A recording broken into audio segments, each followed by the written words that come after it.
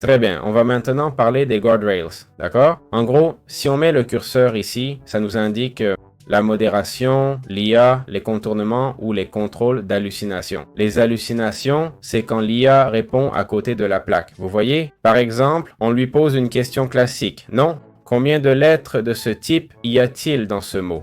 Avant, ça s'embrouillait et donnait souvent une mauvaise réponse. Peut-être qu'elle comptait mal ou je ne sais quoi, mais elle se trompait quoi. Ça, c'est une hallucination et ça peut arriver, ok? Donc, en gros, voilà ce que ça fait, c'est écrit là. J'ai noté que ça sert essentiellement à faire des vérifications sûres, ok? Pour valider l'info avant de continuer, crucial dans une boîte sérieuse, non? Pour les cas d'usage, arrêter un espace de travail et identifier les infos perso, ok? Ça nous aide aussi à vérifier si l'entrée utilisateur définissant le domaine est valide, non? C'est juste pour des raisons techniques et tout ça, d'accord? Donc, si on sélectionne le guardrail ici, ok? Ici, on a le nom, on peut y mettre une entrée, d'accord? L'entrée en texte, c'est ce qu'on va recevoir ici, ok? Ce qu'on va mettre ici, nouvelle note, je peux effacer ça ou vous m'y forcez, très bien. Ensuite, on peut ajouter diverses configurations comme détecter et rédiger des documents personnels ou identifiables, ok?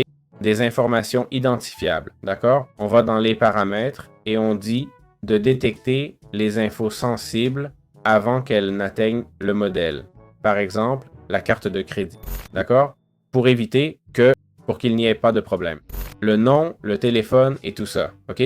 La modération, d'accord? Classer le contenu le plus nocif, d'accord? Ça aussi, ok? Vous voyez? Tout ça. Ces filtres nous permettraient de modérer ces messages. Jailbreak, ok? En gros, ça détecte l'injection de prompt. Ça pourrait nous mettre en prison, non? Je comprends. On a un modèle pour vérifier qu'on ne fait rien d'illégal. Les hallucinations, ok?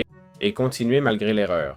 On peut définir une erreur, un chemin, ok? Si Guardrails trouve des erreurs, ok? C'est peut-être illégal dans le pays de l'utilisateur. Même si c'est légal chez vous, pas chez eux. Erreur, je m'arrête. Sans filtre si on continue malgré l'erreur, non? On peut continuer et faire corriger par l'agent. C'est intéressant aussi. Okay. Voilà comment fonctionnent les guardrails. C'est fascinant.